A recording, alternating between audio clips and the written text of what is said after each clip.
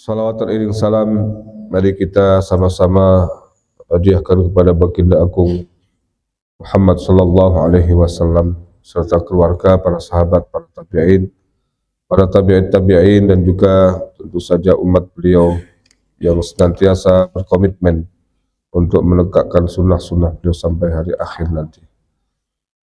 Baik Bapak dan Ibu, pada kesempatan kali ini kita akan melanjutkan kajian surah Al-Baqarah ayat yang ke-67, masih berkaitan dengan kisah Bani Israel dan menjadi judul utama dari surat ini ya. Surah ini dinamakan Al-Baqarah karena memang ada kisah yang akan kita jelaskan saat ini ya. Bahwa karena ayatnya banyak mungkin saya tidak akan terjemahkan satu persatu, bahwa kisah tentang penyembelihan sapi itu terjadi pada masa Nabi Musa alaihissalam ya. Jadi berbeda dengan masa Nabi Daud ketika kita menjelaskan tentang pelanggaran mereka terhadap larangan untuk menjala ikan atau berburu ikan pada hari Sabtu, maka kemudian mereka diubah menjadi kera. Walaupun menurut para ahli tafsir perubahan mereka menjadi kera cuma 3 hari, setelah itu mereka mati semua. Jadi tidak ada klaim bahwa ada keturunan dari mereka-mereka yang sudah berubah menjadi kera itu, sehingga teori Darwin mentah gitu. Teori Darwin mengatakan bahwa manusia itu keturunan dari kera. Tidak ada, karena 3 hari setelah mereka hidup dan berubah menjadi kera itu mereka semua mati. Nah, itu terjadi pada masa Nabi Daud.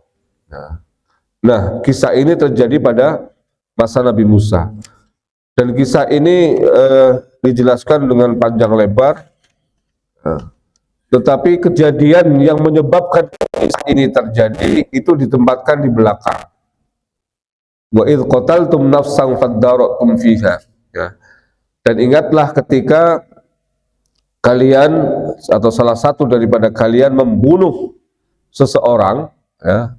Ketika kamu membunuh seseorang, faddaratum fiha, lalu kamu saling tuduh tentang itu ya. Wallahu mukhrijum ma kuntum taktumun, akan tetapi Allah menyingkapkan apa yang selalu kamu sembunyikan. Nah, bagaimana cara menyingkapkannya? Di sini faqulna dribuhu bi ba'dihha. Setelah sapi itu disembelih ya, maka Allah meminta kepada Nabi Musa agar salah satu daripada anggota tubuh dari sapi itu ya, lalu kami berfirman, pukullah mayat itu dengan bagian dari sapi itu.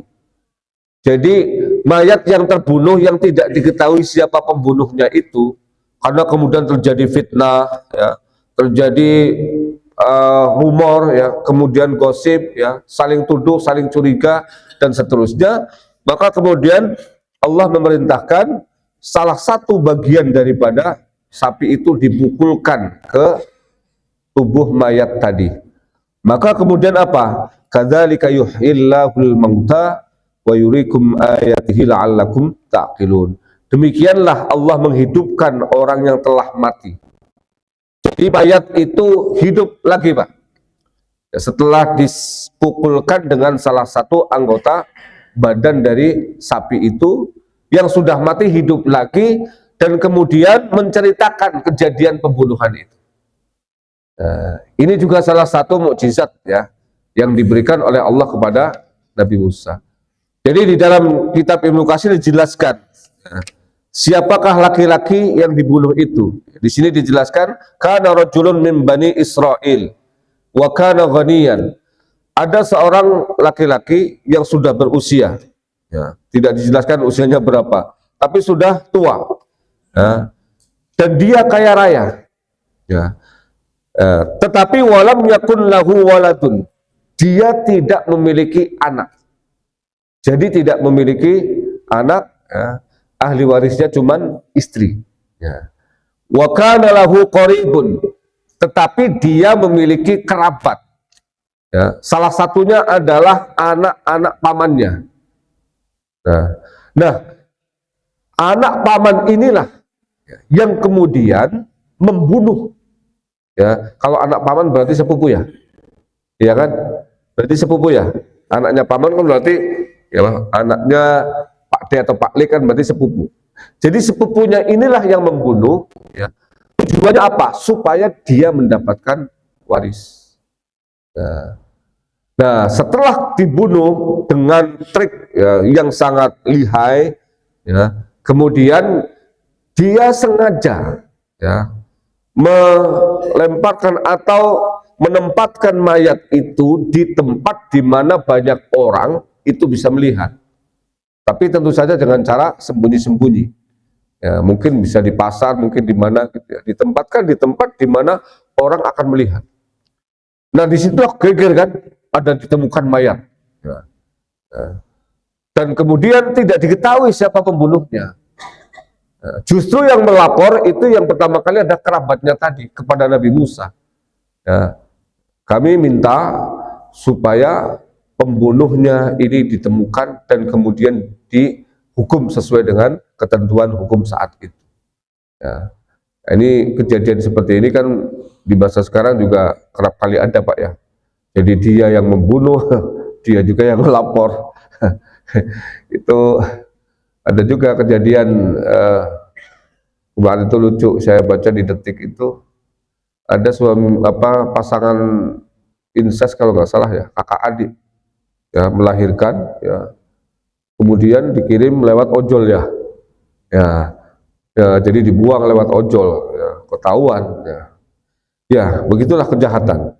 Nah, saya kembali, jadi dari situlah kemudian ya terjadi masalah, terjadi huru-hara, terjadi fitnah. Karena memang saling tuduh, ya, saling curiga. Ya. Ya. Ya bisa jadi cara membunuhnya mungkin canggih atau seperti apa ya.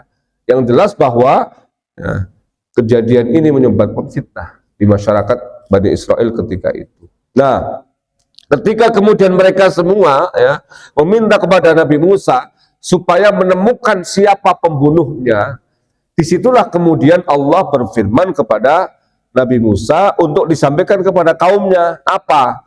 Wa idz qala Musa liqaumihi innallaha ya'murukum an tazbahu baqarah.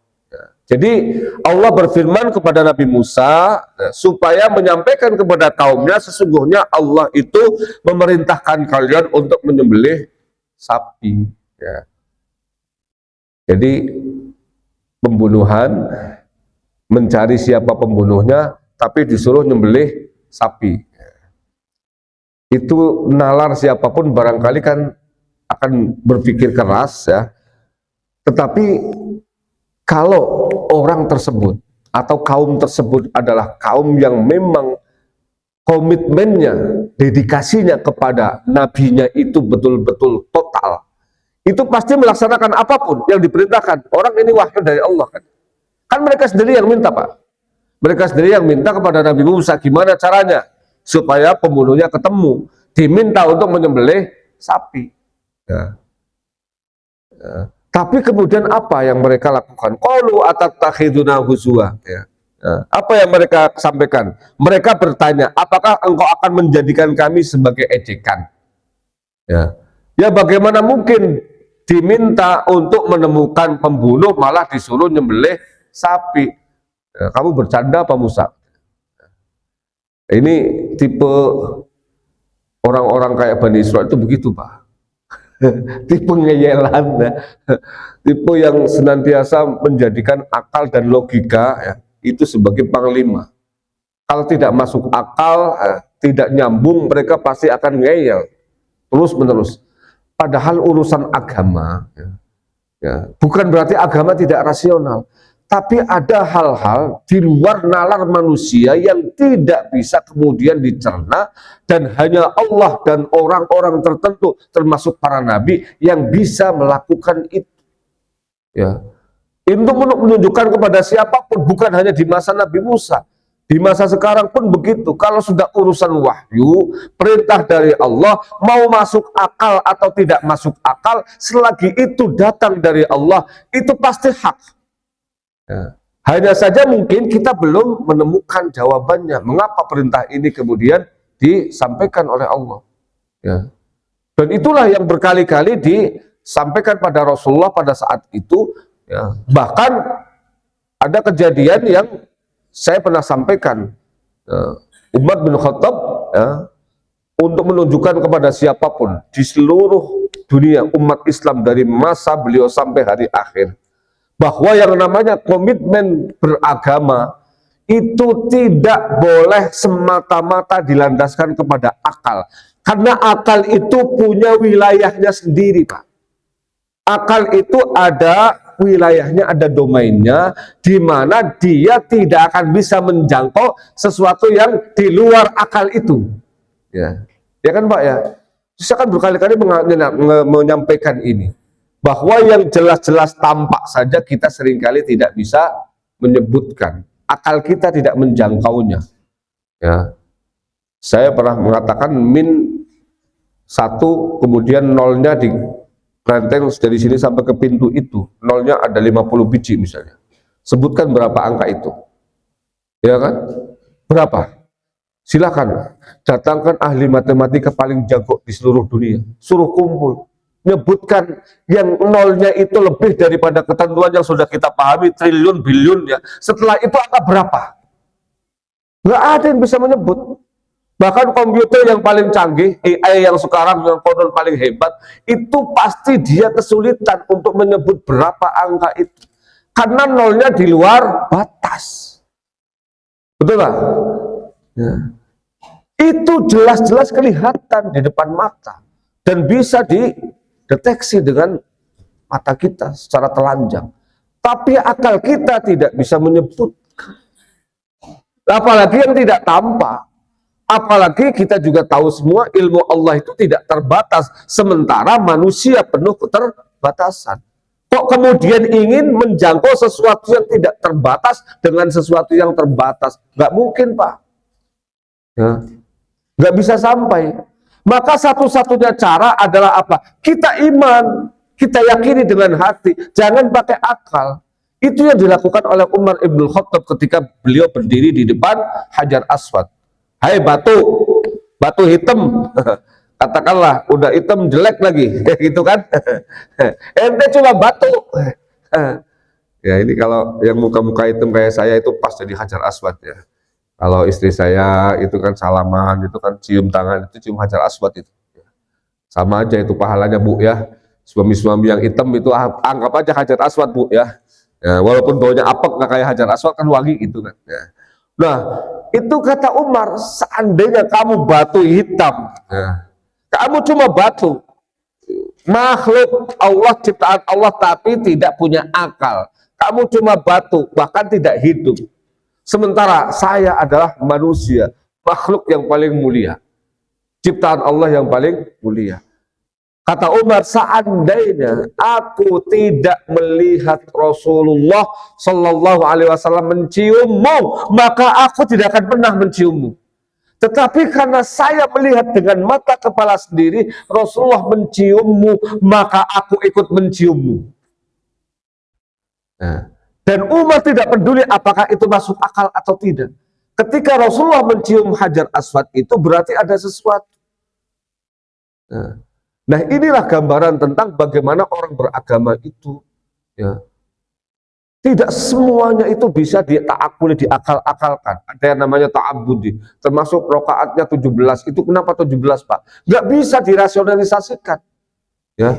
Dihitung-hitung itu nggak sampai, nggak ketemu ya. Mau kayak apapun caranya, 17 itu angka yang Allah berikan kepada Nabi Muhammad, laksanakan, selesai. Nah, kaum Bani Israel tidak seperti itu. Ya. Nah, kalau di masa sekarang ada orang-orang dengan karakter yang sama, ya sebenarnya punya sanad itu, sanadnya ke Bani Israel itu. Ini gimana sih? Serba gimana? Serba protes, serba ngeyel. Ya. Apapun itu sudah dijelaskan dengan gamblang, masih ngeyel juga. Wah, dasar Bani Israel gitu aja Pak. Udah, ya emang udah ada sanadnya. Mereka sebenarnya ya itu kalau ikut saja sebelah selesai, itu pasti langkah selanjutnya apa Allah akan atur gitu kan lewat Nabi Musa. Tapi apa kemudian yang mereka lakukan? Kamu mengejek ya, kamu bercanda ya. Ya. Orang suruh nemuin pembunuh malah nyembelih sapi, nggak nyambung. Ya kan? Nabi Musa langsung menjawab, qala a'udzubillah. Ya, saya berlindung dari Allah an akuna minal jahilin, termasuk orang menjadi orang-orang termasuk orang-orang bodoh. Ya, berlindung kepada Allah. Bagaimana mungkin saya nabi? Saya diutus oleh Allah, nggak mungkin mengolok-olok siapapun. Bahkan orang yang patut diolok-olok pun kalau itu nabi nggak bakal mengolok-olok. Ya kan? Apalagi kalian itu sedang berurusan dengan orang yang mati, nyawa. Urusannya urusan wahyu kepada Allah. Bagaimana mungkin saya mengolok-olok? Ya. Kata Nabi Musa, orang yang suka mengolok-olok, mengejek, membuli, apa ya sekarang disebut membuli ya, roasting. Sebenarnya nggak bagus tuh roasting di stand up komedi itu kadang-kadang kebablasan juga. Itu menurut Al-Quran disebut orang-orang bodoh. Ya, nggak usah lah. Ya. Walaupun tadi itu orang ini memang patut diolok-olok ya, karena memang kelakuannya udah simpen aja dalam hati. Ya. Apalagi dicari-cari kesalahannya dan diperolok-olokkan di hadapan banyak orang, dipermalukan dan lain sebagainya. Ini menurut Nabi Musa termasuk tindakan orang-orang yang bodoh. Jadi mereka ngeyel apa? Qalu du'u lana rabbaka yubayyin lana mahi. Ya. Kalau ketika pertama kali perintah itu disampaikan sembelih sapi, sembelih selesai sapi apapun. Ya, kecuali sapi satu, sapi I nggak boleh disembelih, nggak boleh itu, sapi I nggak boleh disembelih itu bahaya, ya, ya nggak boleh. Atau anak saya namanya Safi juga, Safira gitu, ya, perempuan gitu. Ada temennya yang suka bercanda, anakmu namanya Sapi ya, Sapi apa Safira gitu ya, Safi. Nah, itu nggak boleh ya. Ya. Nah, kalau ketika itu mereka sembelih selesai sapi apapun, mau laki, mau perempuan, mau tua, mau muda, warnanya apapun, belang, mau apapun gitu ya. Tapi karena mereka kemudian ngeyel, minta sapi yang kayak apa, ya, bagaimana gitu ya. Mereka bertanya, mohonkanlah kepada Tuhanmu untuk kami agar dia menjelaskan kepada kami tentang sapi itu. Sapi apa? Akhirnya apa? Ya jadi repot. Ya apa? Kata Nabi Musa, qala innahu yaqulu innaha baqaratun la faridun wala bikr. Ya. Karena minta kriteria, minta ciri-ciri, ya sudah, kamu sendiri yang menyulitkan diri sendiri. Sapinya tidak tua, tidak muda, tapi sedang. Nah, jadi repot kan, Pak? Ya kan? Ya. Jadi tidak tua, tidak muda. Ya. Saya termasuk tua pemuda Pak ya. Oke. Jadi ya. Kalau usia 30 barangkali orang dewasa itu ya tidak tua tapi juga tidak disebut sebagai muda. 30 40 lah. Kalau sudah 50 seperti saya sudah STW, setengah tua ya. Sudah mulai tua, ada tuanya di situ walaupun baru setengah. Nah, kalau Pak Haji mungkin udah setengah bukan seperempat ya, tapi lebih dari 2/3 ya. Ya Pak Ustadz Fauji juga masih setengah ya. Mungkin Pak Haji Syafi'i sudah tua beneran gitu kan ya. Jadi akhirnya awet tua gitu kan ya, awet tua gitu ya. Nah, itu akhirnya kriteria dan ciri-ciri disebutkan ya. Nah, antara itu faf'alu ma tu'marun. Sekarang laksanakan. Ya. Pertama kali dikasih ciri-ciri ya. Seandainya dilaksanakan kan nyari. Kan sapi tua itu sudah tahu semua ukuran tua untuk sapi itu berapa, yang muda berapa, tengah-tengah di antara itu kan selesai. Tapi apa yang mereka lakukan masih saja ngeyel. Warnanya apa? Ya kan? Ya kan qalu du'u lana rabbaka yubayyin lana ma launuha. Warnanya apa? Ya akhirnya apa? Tambah susah. Di sini sampaikan innahu yaqulu innaha baqaratun safra. Warnanya itu kuning, kuningnya kuning tua, faqi'un ya, launuha tasurrun nadirin, yang menyenangkan orang-orang yang memandangnya. Ya, sapinya sapi yang warnanya kuning tua keemasan, dan orang-orang yang melihat itu suka kepada sapi itu. Tambah susah. Ya kan? Ya. Nah ini ganjaran kepada siapapun orang-orang yang ngeyel, yang mempersulit diri sendiri. Makanya Al-Quran juga menyatakan, ya ayyuhalladzina amanu, hai orang-orang beriman, la tas'alu an asya. Jangan bertanya tentang sesuatu intu bedalakum, ketika nampak jawabannya kepadamu, ya apa? Tasukum, bikin kamu repot, bikin kamu sengsara, bikin kamu malah kerepotan sendiri, nggak bisa melaksanakannya, atau kok bisa melaksanakan tapi susah payah. Ya. Jadi prinsipnya begini Pak, kita ini ya, kalau misalnya ya ada seorang alim menjelaskan, Bapak yang penting sholat, sholat dulu, belum bisa baca apa-apa, jangan nanya bacanya apa, yang penting kau ikuti dulu sholat. Nah, kalau memang belum bisa baca apa-apa, ya sholat dulu, ya. Nanti baru pelan-pelan, setelah itu belajar bacaan Fatihah misalnya, yang menjadi rukun, ya. Setelah itu belajar baca surat-surat pendek, ya. Setelah itu belajar doa iftitah juga panjang ya Pak ya. Allahu Akbar kabira itu panjang itu. Kalau dihafal sejak dini atau sejak kita mulai belajar itu susah. Ya. Jadi karenanya nggak usah ngeyel, nggak usah nanya-nanya ini itu. Kalau memang perintah itu sudah jelas ya, dan kriterianya juga sudah dijelaskan ya, jangan mempermasalahkannya lagi dengan bertanya lebih detail. Pasti akan semakin merepotkan dan menyulitkan kita. Inilah yang menjadi pelajaran yang penting bagi siapapun yang terjadi kepada Bani Israel, ya, bahwa ketika mereka diperintahkan untuk satu hal, kemudian bertanya lagi, bertanya lagi, bertanya lagi. Setelah itu selesai, belum Pak. Setelah dijelaskan bahwa usianya tidak muda, tidak tua, pertengahan, dan kemudian warnanya kuning tua menyenangkan orang yang melihat, kan sebenarnya ini sudah bisa ditemukan, ya, dengan berbagai macam cara. Orang banyak kok pasti akan menemukan, ya. Nah, mereka masih saja qalu da'u lana rabbaka yubayyin lana ma hiya innal baqara tashabaha alaina. Ya kalau begitu kami masih belum jelas. Yang model-model ciri-ciri begitu, ya, itu masih remang bagi kami, masih samar. Ya. Tuh, padahal sudah dijelaskan tadi. Menurut kita sudah tidak samar lagi. Ya. Apa kemudian mereka? Wa inna insyaallahu lamutadun. Tolong jelaskan lagi. Karena yang disebutkan tadi dua ciri-ciri yang sudah disampaikan tadi masih belum gamblang, belum jelas. Nah, apa kemudian yang terjadi? Ya, ini akhirnya jawabannya. Ya kalau begitu silakan, karena kalian bertanya lagi. Nabi Musa kemudian menjawab, qala innahu yaqulu innaha baqaratun la dzalulun tusirul arda wa la tasqil harsa musallamatun la syiyata fiha. Malah tambah banyak Pak kriterianya. Ya. Pertama apa? Oke, kalau begitu ya, sapi yang harus disembelih pertama la dalulun ya tusirul ardo, yaitu sapi yang belum pernah dipakai untuk membajak tanah. Tuh kan termasuk susah Pak. Ya. Ya, sudah dua kriteria tadi, ya, ditanya lagi, akhirnya silakan cari sapi yang belum pernah digunakan untuk membajak tanah atau membajak sawah. Ya. Dan zaman dahulu pun sama Pak. Ya.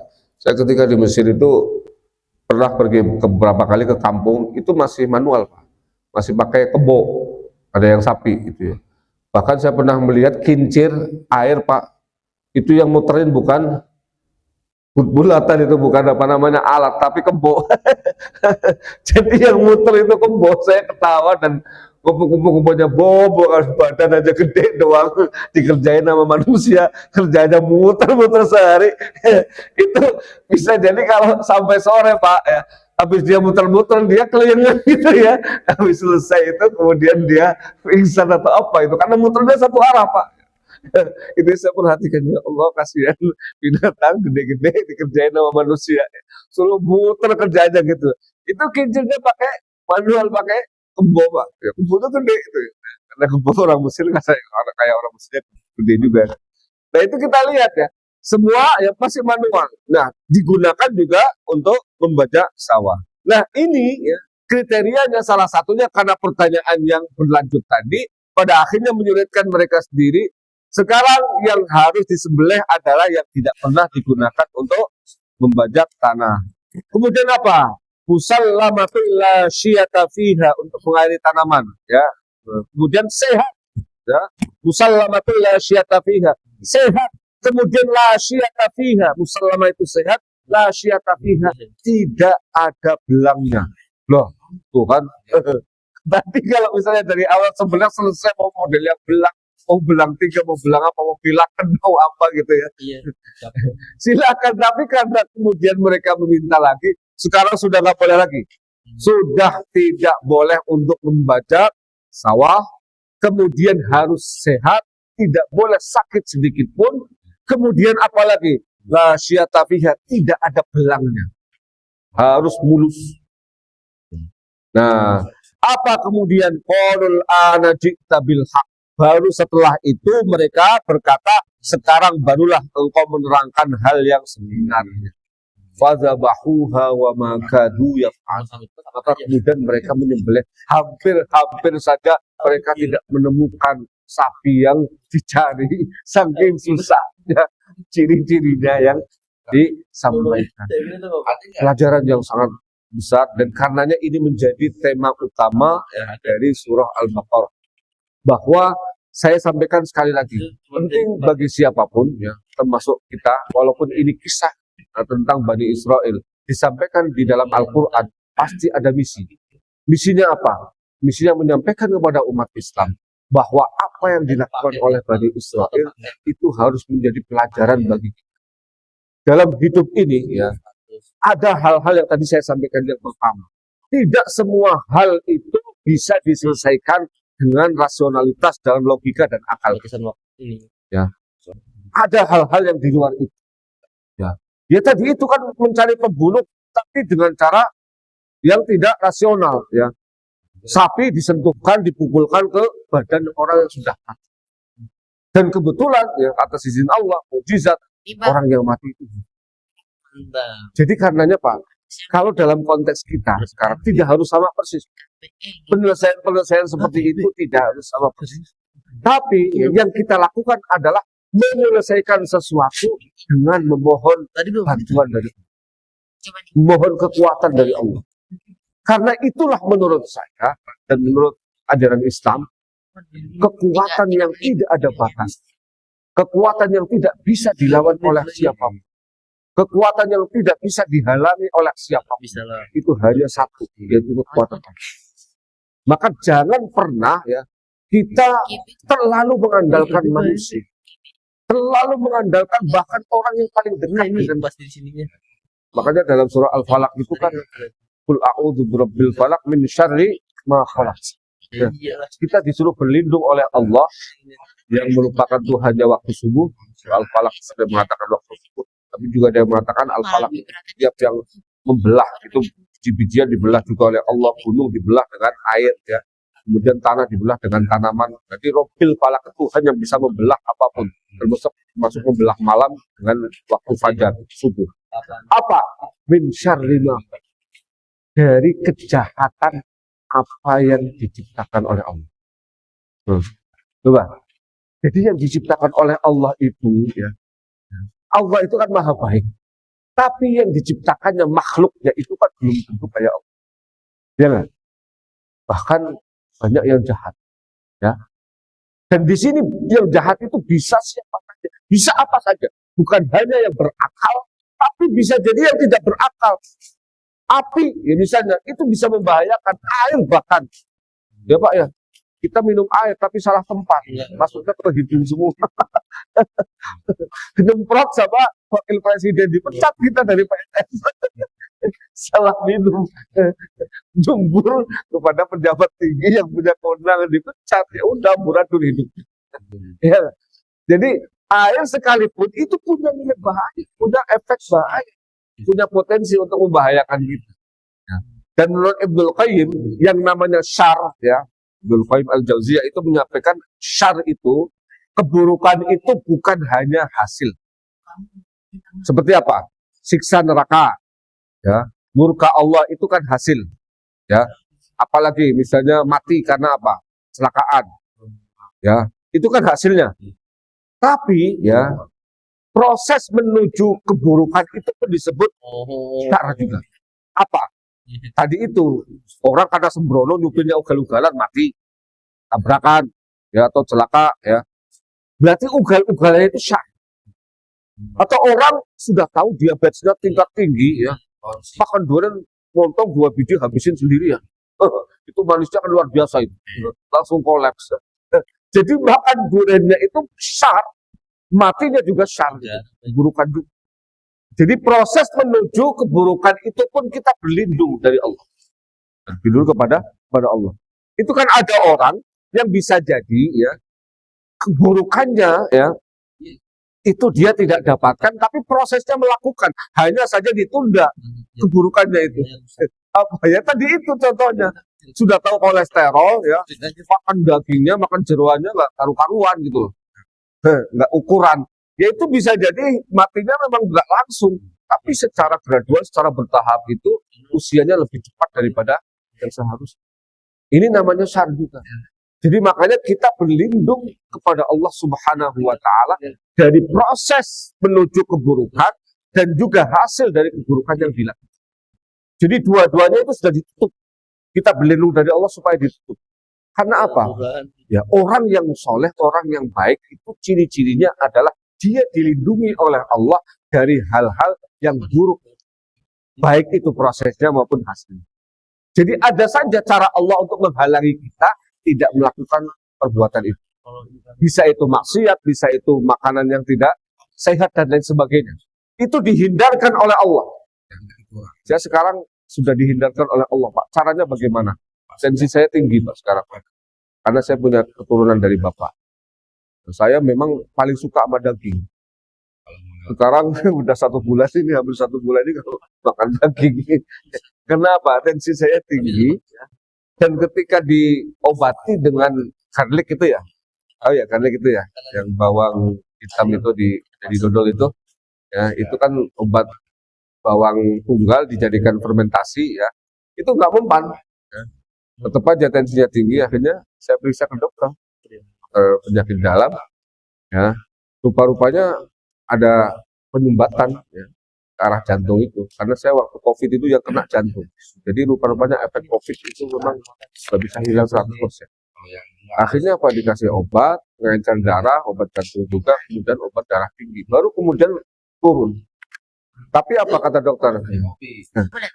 Harus minum obat terus, Pak. Nggak apa-apa. Daripada efeknya kemana-mana. Ya.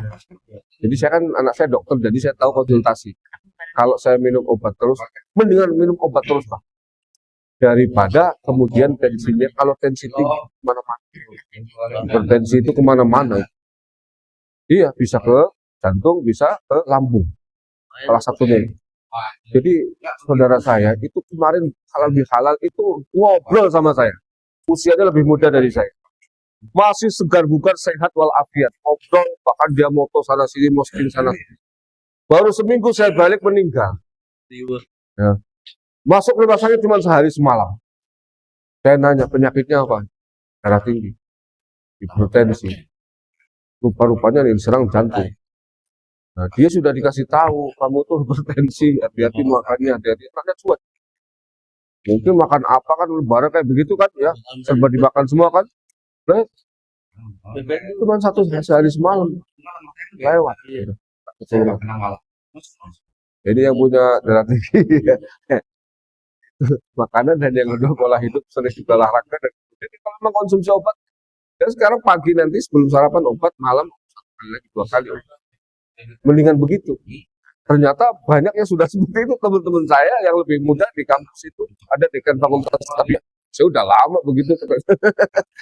Pak Samsul itu warek-warek duanya itu sudah 20 tahun katanya. Untuk tadi itu, karena dia stabil katanya. Sebab kalau ini malah tetangga usianya lebih muda. Jadi bicara tentang syar tadi itu ya, tentang kejahatan, tentang bahaya. Jadi tetangga itu suaminya meninggal, masih muda. Anaknya yang paling gede itu baru SMA kelas 1, ya, mungkin sekitar 40-an. Itu suaminya meninggal, ya. Istrinya ditinggal suami, kelihatannya kesedihannya kelewatan dan dia sepertinya tidak ikhlas. Suaminya meninggal mendadak menurut dia. Jadi kepikiran, Pak. Begitu kepikiran, masuknya kemana? Darah tinggi. Darahnya naik. Kemudian yang diserang, ini saya nanya ke anak, kalau pikiran kemana nak? Kalau pikiran biasanya ke lambung, apa mana ke ginjal. Ya. Jadi akhirnya gagal ginjal, Pak. Ya. Jadi dari hipertensi itu ya karena naik sampai 200 sekian tuh nggak diantisipasi, terus kena ginjalnya gagal. Akhirnya apa? Ya namanya gagal ginjal kan harus cuci darah. Berapa? Ya. Nggak lama, 2 tahun setelah suaminya meninggal, kemarin baru saja meninggal. Masih sangat muda. Nah ini yang seperti itu namanya kan sardita. Walaupun kematian Allah yang ini, tapi kan kita bisa antisipasi. Ya, bisa kita antisipasi dengan berbagai macam cara. Nah, itu gambaran tentang bagaimana sebenarnya semuanya bermuara kepada Allah Subhanahu wa Ta'ala. Ya, apa yang terjadi kepada kaum Bani Israel ya, bahwa mencari pembunuh tidak harus dengan cara-cara yang modern misalnya ya. Kalau masa sekarang harus otopsi ini segala macam. Tapi bisa jadi dengan cara-cara tertentu. Kalau memang itu Allah yang menghendaki pasti bisa. Sama seperti penyakit juga sama Pak. Kalau Allah menghendaki sembuhnya sembuh. Banyak kok cerita-cerita yang ajaib ya. Mungkin Bapak dan Ibu tahu semua. Ini viral di masjid-masjid. Ustadz Miftahuddin, temennya Ustadz OO itu. Itu pembuluh darahnya sudah pecah Pak. Ya, itu pembuluh darah sudah pecah, sudah koma. Masuk rumah sakit. Dari awal. Tiba-tiba sehat walafiat. Iya, itu ceritanya ajaib ya. Jadi pada saat dia koma itu, dia didatangi laki-laki muda. Laki-laki muda, ganteng, dan laki-laki muda salaman sama dia. Ustadz sembuh, insya Allah sembuh. Kita lokasi tanam Bapak. Oh, di sini. Itu setelah dia ketemu itu sadar. Sadar, kemudian diperiksa sama dokter itu. Yang tadinya Pak percaya itu balik lagi untuk Pak. Itu nggak diobati, dia pertama nyermaskan obatannya standar gitu kan. Ya, menurut ukuran dokter, kalau biasa itu susah. Sembuhnya itu kan lama biasanya Pak. Kalau sudah kadung pecah, ya, itu kan bisa recovery, bisa berbulan-bulan, bahkan bisa stroke dulu. Bisa gini-gini dulu, kemudian baru sembuh. Itu nggak ada stroke, nggak ada apa gitu. Langsung sehat begitu. Nah, akhirnya Ustaz Miftah itu penasaran, tanya sama Ustaz Ahmad Sodik. Ahmad Sodik kan orang tasawuf itu. Sekarang juga di MRPT di Banyumas. Kata Mas Sodik, sebenarnya laki-laki muda itu siapa sih? Ya kok penasaran. Habis ketemu sama dia kok kemudian saya sembuh gitu. Dan sekarang sehat walafiat, nggak ada apa-apanya Pak. Seperti nggak terjadi apa-apa. Kata Ustaz Ahmad Sodik, Ustaz Miftah kan istiqomah ya. Nah, Anda sampai sekarang. Beliau tuh hafalnya banyak, jauh lebih lama dari itu Pak. Dan istiqomah. Itu Quran Anda, katanya, jangan menyelamatkan Anda. Jadi itu Ustaz Agil berjuta kayak gitu, juta kemana-mana. Prof Agil. Karena ini ajaib. Ada yang begitu Pak. Ya kalau memang belum masanya, belum waktunya kan. Belum waktunya. Jadi hal-hal yang di luar nalar kita itu terjadi. Saya punya jamaah di daerah Lamboa sana, di sektor 2. Itu cerita ketika saya di khutbah itu bicara tentang hal-hal yang irasional tadi. Dia cerita apa yang Ustadz sampaikan itu terjadi kepada saya. Saya dulu sudah mau mati, kata 2 bulan saya koma. 2 bulan saya koma. Itu sudah semuanya diagnosa dokter, apa keluarga sudah nyerah ya, sudah ikhlaskan. Tapi ada salah satu keluarga yang mau ikhtiar. Sebelum sampai kepada waktunya kita ikhtiar terakhir. Ya. Apa ikhtiar terakhirnya? Mohon izin ya kepada dokter untuk dibawa pulang 1 malam saja, malam Jumat. Nanti mau dibalikin lagi ke rumah sakit silakan. Karena sudah koma. Dokter juga silakan. Bahkan kalau mau dibawa terus juga nggak apa-apa. Kami sudah menyerah. Silakan nanti bawa lagi ya. Tapi malam Jumatnya dibawa ke rumah. Apa Pak di sana? Dihadirkan di situ 30 santri anak-anak yatim duafa. Ya. Kemudian dikhatamin Quran di situ. 30 juz. Didoain sama Ustadz. Nah, khusus ya, hajatnya adalah kesembuhan. Nah, itu saya juga sama Pak. Begitu dibacakan memang nggak langsung. Tapi proses ya, setelah saya dibacakan 30 juz sampai kesembuh, itu kaget semua dokter itu. Karena begitu dibawa ke rumah sakit hanya jarak berapa hari, 3 hari, 4 hari, saya sadar dan kemudian recovery-nya cepat sekali. Saya sampai sekarang ini berdiri di hadapan maksudnya saya tinggal itu sembuhnya apa? Dan bacaan Quran 30 ribu. Mungkin yang doa anak-anak yatim, orang-orang tua apa, orang-orang yang hidupnya sengsara. Jadi langit itu kemudian mendengar gitu Pak. Kalau yang baca, nggak tahu kalau anggota DPR yang baca kayaknya nggak diterima. Apalagi pejabat-pejabat yang duitnya banyak gitu yang hidupnya nggak pernah susah. Karena orang-orang susah itu kan didengar oleh langit. Nah ini kejadian nyata bahwa hal-hal seperti itu terjadi ya, termasuk kepada kaum Bani Israel ketika yang disentuhkan itu kemudian hidup kembali dan akhirnya menunjuk si anak dari pamannya itu. Ini pembunuhnya. Ketahuan akhirnya kan. Nah setelah kemudian pembunuhnya ketemu, yang hidup mati lagi. Jadi hidupnya itu hanya untuk menunjukkan ya siapa pembunuhnya. Sebab kalau hidup, hidup terus Pak, itu nanti jadi presiden buruk. Nanti akan ada, wah orang mati hidup lagi sampai kemudian mati wajar, nggak mungkin. Jadi rupa-rupanya Allah berikan, tunjukkan kepada kaum Bani Israel mukjizat. Orang ini bangun menunjukkan siapa pembunuhnya, setelah betul-betul clear dia mati lagi, balik lagi ke posisi awal. Nah yang kedua yang ingin saya sampaikan pelajarannya adalah jangan ngeyelan. Ketika apapun itu perintah adalah perintah agama, sekalipun bisa jadi tidak nalar, tidak masuk ke dalam nalar kita, logika dan akal kita, maka laksanakan itu, insya Allah pada suatu waktu ya, akan ketemu. Dan sekarang sudah mulai banyak sekali hal-hal yang tadinya tidak ditemukan rahasia hikmah di balik perintah-perintah itu. Ternyata semakin lama penelitian para ahli menunjukkan bahwa semua syariat Islam itu orientasinya adalah kemaslahatan umat. Walaupun bisa jadi terlihat membuat umatnya itu menderita. Seperti misalnya apa? Puasa ya. Seperti apalagi wudhu ya. Itu kan bikin repot Pak. Ya. Orang kalau sholat aja kan enak, kalau yang lain langsung wilahen selesai gitu kan. Nggak usah pakai wudhu. Dan kita kan harus wudhu apalagi di tempat-tempat yang dingin Pak. Saya dulu waktu masih di kampung saya masih dingin Pak. Subuh kadang-kadang ya bapak saya kan memang jam 3 pasti udah bangun, anak-anaknya dibangunin juga. Itu harus wudhu di air yang kalau disentuh tuh kayak es Pak, tempat saya dulu. Sekarang udah sama kayak di sini. Udah panas juga gitu ya. Dinginnya sudah hilang karena dunianya udah panas ya. Maksiatnya udah kebanyakan Pak ya. Jadi puncak tempat saya dia itu udah nggak dingin lagi. Nah itu dulu subhanallah harus bangun jam segitu wudhu. Apalagi yang punya penyakit sendi itu ya. Itu luar biasa. Nah dipaksa kita melakukan itu. Tapi subhanallah ternyata wudhu itu diteliti oleh seorang profesor dari Austria namanya Baron Omar. Masuk Islam setelah meneliti itu itu bukan hanya menyehatkan badan tapi menyehatkan jiwa. Karena apa? Ternyata anggota badan kita yang ada di telapak tangan dan di kepala ini ketika disentuh dengan air sesering mungkin itu membuat orang yang melakukan itu bukan hanya sehat badannya tapi sehat jiwanya.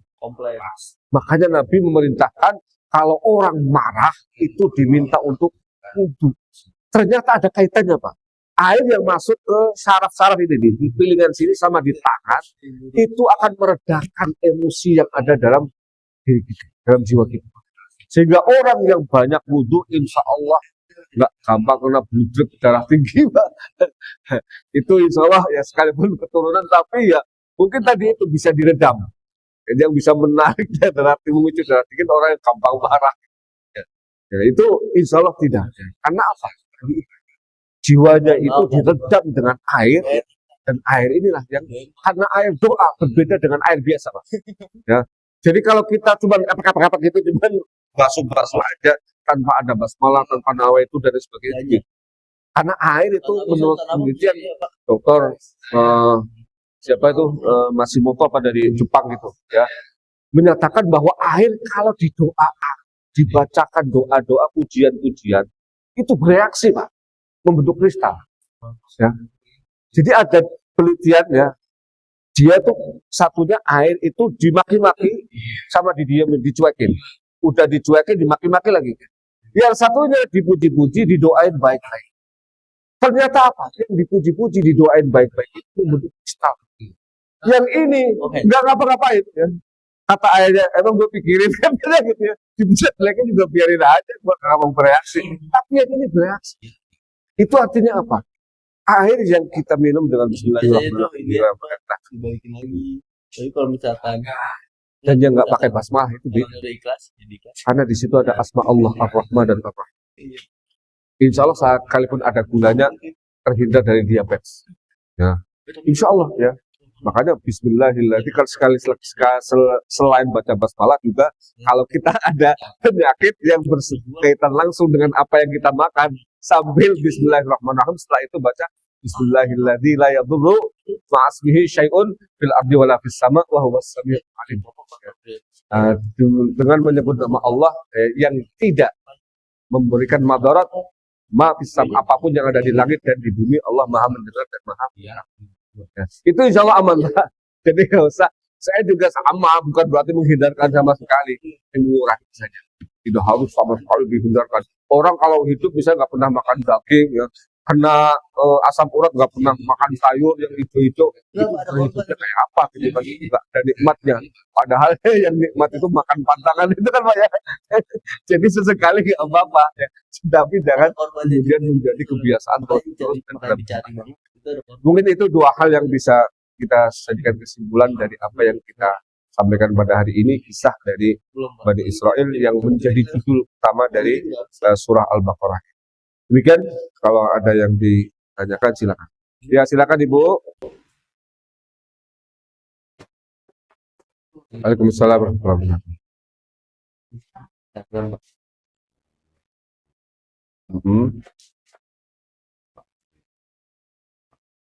Iya ya.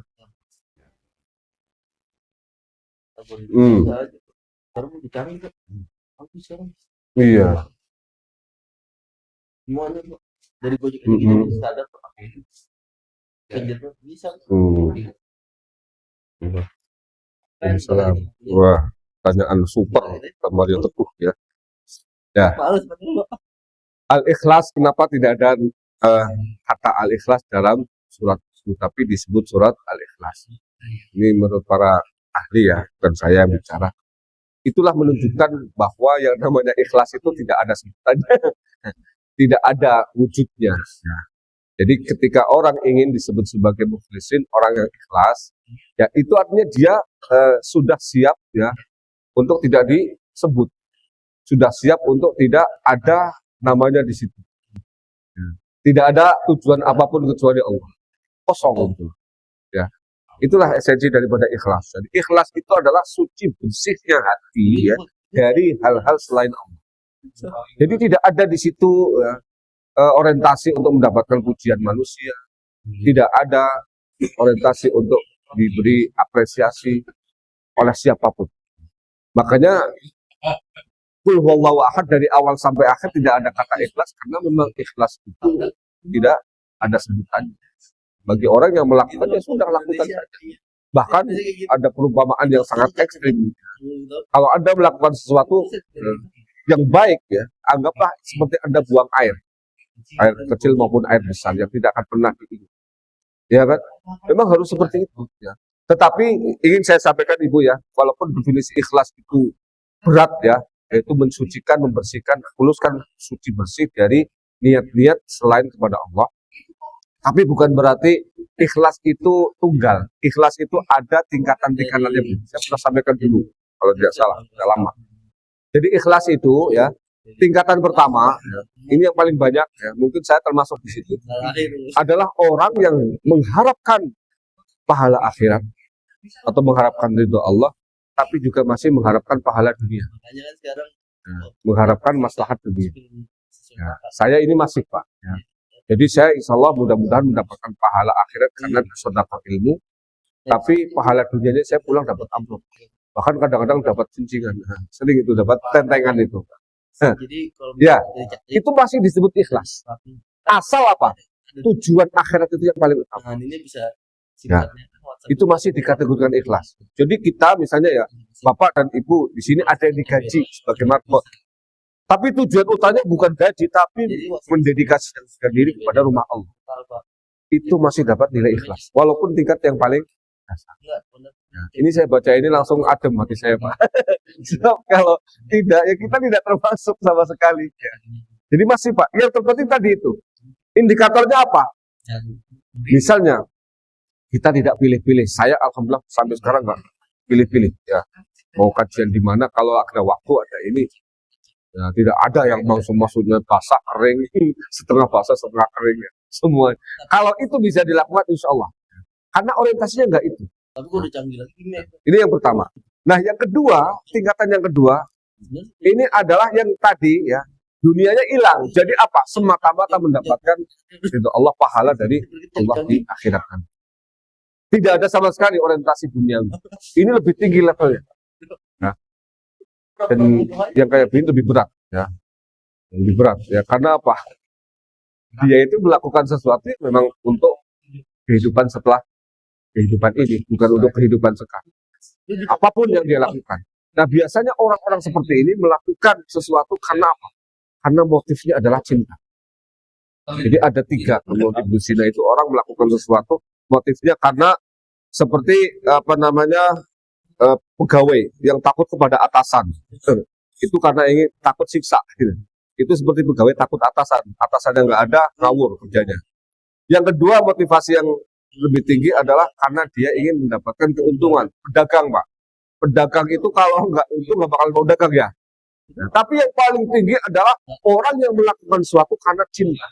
Ini seperti seorang ibu yang mencintai putra putrinya. Ada nggak, Bu, pamrih untuk mendapatkan balasan dari putra putrinya? Seorang ibu mencintai putra putrinya dengan tulus. Nah, ini orang kalau melakukan ini, insya Allah orientasinya hanya akhirat. Tapi yang paling tinggi ini yang terakhir, yang pertama ini, ya, ini yang paling berat. Orang melakukan sesuatu bukan karena mendapatkan pahala, juga bukan karena takut siksa, bukan karena mendapatkan dunia, tapi semata-mata karena Allah. Kalau toh Allah itu ya ridhonya dengan cara menyiksa dia, memasukkan ke neraka, orang ini masih ikhlas juga. Itu ikhlas yang paling tinggi, Pak. Artinya apa? Orang ini apapun yang Allah lakukan kepada dia, dia tetap akan berbakti. Ya. Walaupun bisa jadi dia berbaktinya total, tapi Allah kasih duitnya paling dikit di antara yang lain. Ini sudah level tinggi. Ya. Imam Asyibli itu lucu, Pak. Imam Asyibli itu salah satu sufi di abad ketiga Hijriah. Jadi beliau itu pernah kedatangan tamu, Pak. Tamunya banyak. Karena beliau salah satu tokoh ulama yang sangat karismatik. Datang kemudian nanya, kamu siapa? Kalian ini siapa? Kok banyak banget datang menemui saya? Kami adalah penggemarmu, katanya. Kami adalah muhibbinmu. Kami pecintamu. Mau kalian cinta sama saya? Iya. Iya.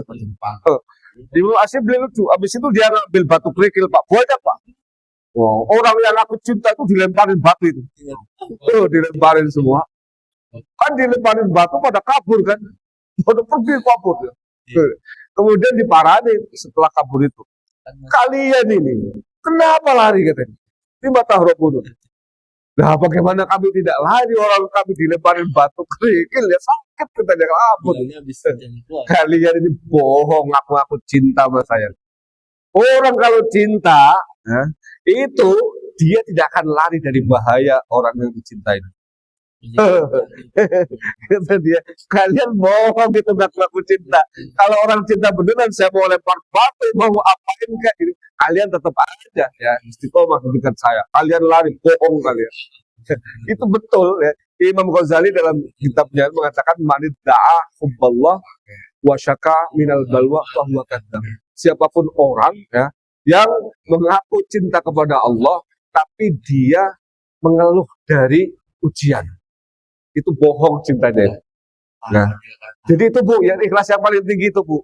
Mau diapain sama Allah, itu dia tetap ikhlas, tetap tidak pernah mengeluh. Nah, makanya ini yang paling berat ya, kata para ahli tafsir ini yang disebut ubudiyah. Saya pernah sampaikan ya. Kalau ibadah itu kan melakukan sesuatu untuk mendapatkan ridho Allah. Tapi kalau ubudiyah, ridho dengan apapun yang Allah lakukan kepada orang itu. Nah, termasuk tadi itu. Paling miskin, paling taat, tapi paling miskin. Ya. orang ini masih ridho gitu loh. Nah, itu kan berat sekali Pak ya, yang kayak begini. Ini namanya ikhlas tingkat tinggi yang sudah tidak ada ininya obatnya gitu loh. Ya, silakan Ibu ya pilih yang pertama ya, sama seperti saya insya Allah aman. Ya, tapi kalau pilih kedua apalagi yang ketiga, waduh itu beratnya luar biasa. Untuk sampai ke level itu latihannya harus panjang. Walaupun ada ya, saya menjumpai orang yang kayak begitu ada Pak. Saya ketemu sama orang itu. Makanya saya suka banget sama beliau kalau ngobrol. Jadi beliau itu sampai bilang begini, saya memang menginginkan dalam hidup ini saya nggak punya kebutuhan, nggak punya kebutuhan apapun. Ya.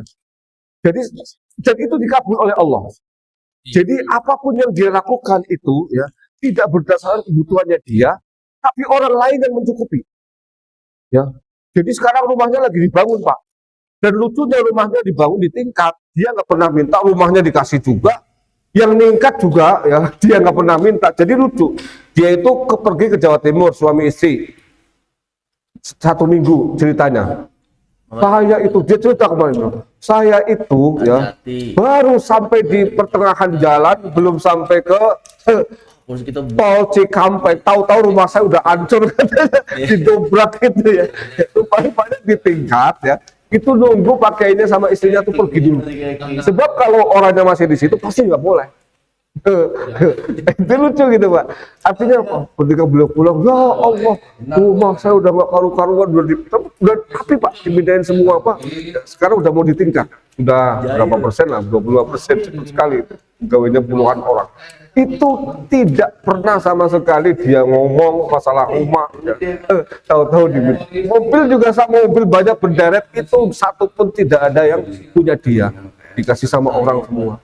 Baju ya itu cuma ada 4 ya yang dia pakai. Dan kalau nemuin tamu pasti pakai kaos oblong Pak, kaos oblong tapi yang ada kerahnya ini ya. Ya itu dan bolong-bolong gitu Pak. Ya. Itu saya perhatikan terus-menerus begitu.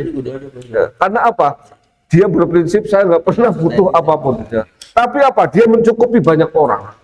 Dia ngurusin pesantren di Manado. Ngurusin pesantren di daerah-daerah yang minus-minus gitu. Ya. Dan beliau sering bolak-balik ke sana.